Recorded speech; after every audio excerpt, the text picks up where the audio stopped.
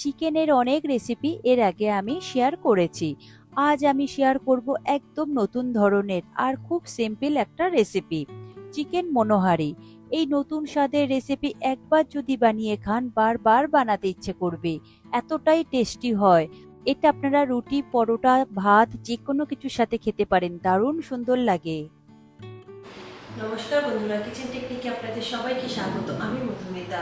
আজ নিয়ে এসেছি একটা দারুণ স্বাদের রেসিপি। চলুন দেখে নেওয়া যাক। চিকেন মনোহারির জন্য আমি এখানে 600 গ্রাম মতন চিকেন নিয়েছি। চিকেনের আপনারা যে কোনো পিস নিতে পারেন, তবে চিকেনের পিসটা আমি একটু মিডিয়াম সাইজ করে রেখেছি। চিকেনটা খুব ভালো করে ধুয়ে জল ঝরিয়ে রেখেছি। আর এখানে আপনারা চিকেনের পরিবর্তে মাটনও ব্যবহার করতে পারেন। সেম পদ্ধতিতে মাটন দিয়ে করবেন, মাটন মনোহারি হয়ে যাবে, দারুণ সুন্দর খেতে লাগে। এরপর নিয়ে নেব, দেখুন আমি এখানে 100 গ্রাম মতন টক দই নিয়েছি।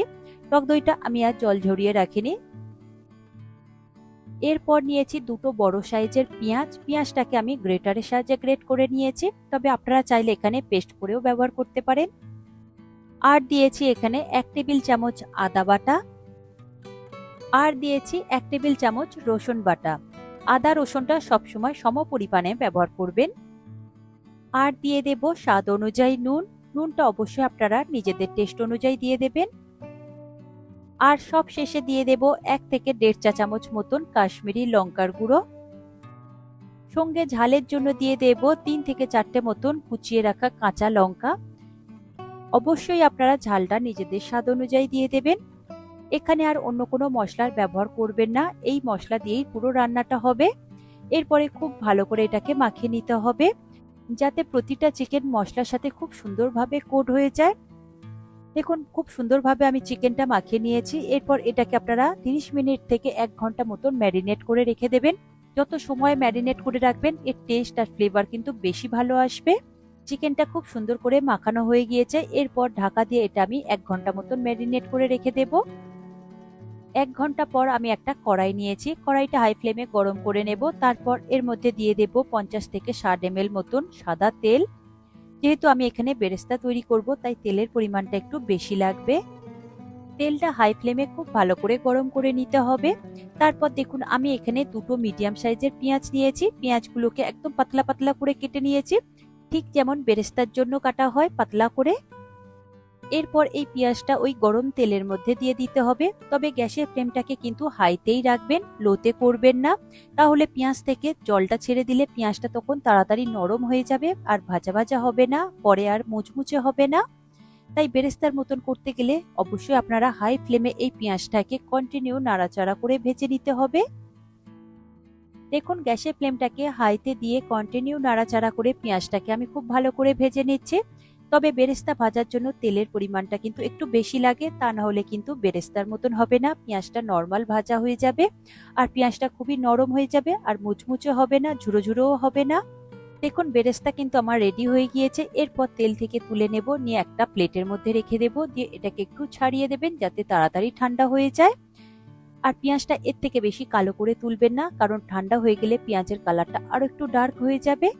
বেরেস্তার প্লেটটা আমি সরিয়ে রাখলাম। এরপর ওই তেলের মধ্যে দিয়ে দেব 2-3টে মতন তেজপাতা, আর দিয়ে দেব দুটো শুকনো লঙ্কা। সঙ্গে দিয়ে দেব হাফ চা চামচ মতন মেথি, আর দিয়ে দেব গোটা গরম মশলা। আমি এখানে বেশ কিছু গোটা গরম মশলা নিয়েছি। এরপরে গ্যাসের ফ্লেমটাকে লোতে দিয়ে কন্টিনিউ নাড়াচাড়া করে 1 থেকে 1.5 মিনিট মতন একটু ভেজে নেব। যখনই সুন্দর একটা গন্ধ বেরোবে ঠিক সেই সময় আমি দিয়ে দেব ম্যারিনেট করে রাখা চিকেন।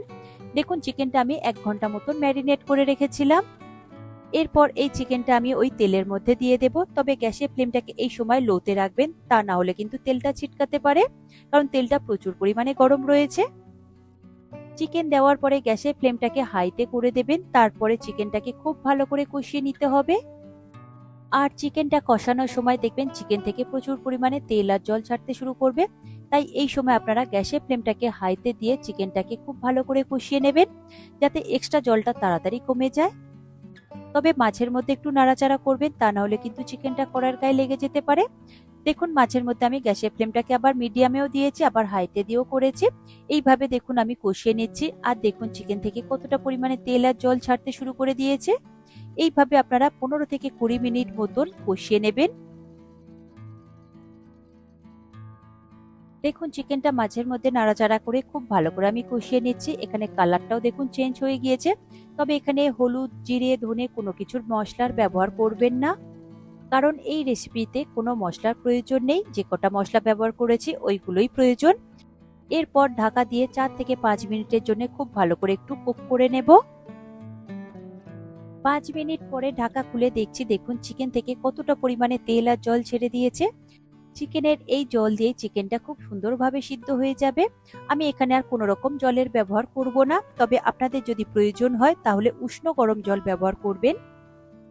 দেখুন খুব ভালো করে একবার নাড়াচাড়া করে মিশিয়ে নিয়েছি। এরপর এর মধ্যে দিয়ে দেব 1 থেকে 1.5 চামচ মতন ঘি।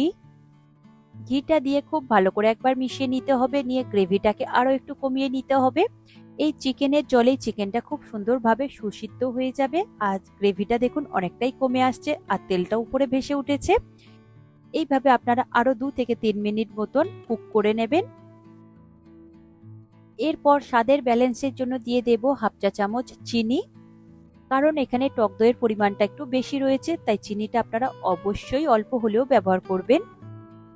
চিনি দেওয়ার পরে খুব ভালো করে একবার মিশিয়ে নেব। তবে এই সময় গ্যাসের ফ্লেমটাকে কিন্তু মিডিয়ামে রাখবেন। আর চিকেন আমার খুব সুন্দরভাবে সিদ্ধ হয়ে গিয়েছে আর গ্রেভিটাও অনেকটাই কমে গিয়েছে। এরপর ঢাকা দিয়ে আরো 1 মিনিটের জন্য এটা আমি হতে দেব। 1 মিনিট পরে ঢাকা খুলে দেখছি, দেখুন গ্রেভিটা পারফেক্ট হয়েছে একদম। এরপর উপর থেকে দিয়ে দেব ভেজে রাখা বেরেস্তা। আমি এখানে পুরো বেরেস্তাটাই ব্যবহার করেছি। আর সঙ্গে দিয়ে দেব 1/2 চা চামচ গরম মশলা গুঁড়ো। গরম মশলা গুঁড়ো দেওয়ার পরে গ্যাসের ফ্লেমটাকে আমি বন্ধ করে দিয়েছি। দেওয়ার পরে খুব ভালো করে একবার মিশিয়ে নেব।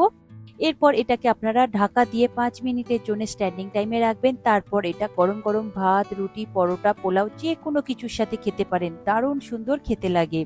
এর ফ্লেভার আর এর স্বাদটা সম্পূর্ণ আলাদাই খেতে লাগবে, অন্য লেভেলের একটা আসবে, কারণ এটা নর্মাল চিকেনের মতন তৈরি হয়নি। এতে কিন্তু জিরে, ধনে, হলুদ কোনো কিছু মশলার ব্যবহার হয়নি। খুবই রান্নাটা সিম্পল, মশলাটাও খুবই কম ব্যবহার হয়েছে। দেখুন 5 মিনিট পরে আমি একটা বোলের মধ্যে এটাকে সার্ভ করে নিয়েছি। দেখুন রেডি হয়ে গিয়েছে চিকেন মনোহারি। দেখতে যতটা সুন্দর হয়েছে খেতে কিন্তু তার থেকে বেশি সুন্দর হয়েছে। আর কালারটা দেখুন কত সুন্দর এসেছে আর গ্রেভিটা একদম পারফেক্ট তৈরি হয়েছে। এর থেকে বেশি পাতলা রাখবেন না, তাহলে খেতে খুব একটা বেশি ভালো লাগে না। এই রকম একটু ঘন হলে, একটু সেমি গ্রেভি হলে বেশি ভালো লাগে। আর চিকেনটা কত সুন্দর সুসিদ্ধ হয়েছে সেটা আমি আপনাদের দেখুন হাত দিয়ে কেটে দেখিয়ে দিচ্ছি কতটা সফট হয়েছে, একদম পারফেক্ট সিদ্ধ হয়েছে। আপনারা একবার এই রকম পদ্ধতিতে চিকেন মনোহারি বানিয়ে আমাকে কমেন্ট করে জানান আপনাদের কেমন লাগলো এই চিকেন মনোহারি রেসিপিটি। আশা করি আজকের এই রেসিপি আপনাদের ভালো লাগলো। ভালো লাগলে অবশ্যই এই রেসিপিটি একবার বানিয়ে দেখবেন। আমার মনে হয় আপনাদের সকলেরই ভীষণ ভালো লাগবে। ভালো লাগলে কমেন্ট করে অবশ্যই জানাবেন আর লাইক শেয়ার করবার অনুরোধ রইল। চ্যানেলটি যদি সাবস্ক্রাইব করা না থাকে তাহলে সাবস্ক্রাইব করে নেওয়ার অনুরোধ রইল। আজ তাহলে এই পর্যন্ত, আবারও দেখা হবে অন্য কোনো দিন অন্য কোনো রেসিপির সাথে। সবাই ভালো থাকবেন, সুস্থ থাকবেন আর ভিডিওটি পুরো দেখার জন্য অসংখ্য ধন্যবাদ।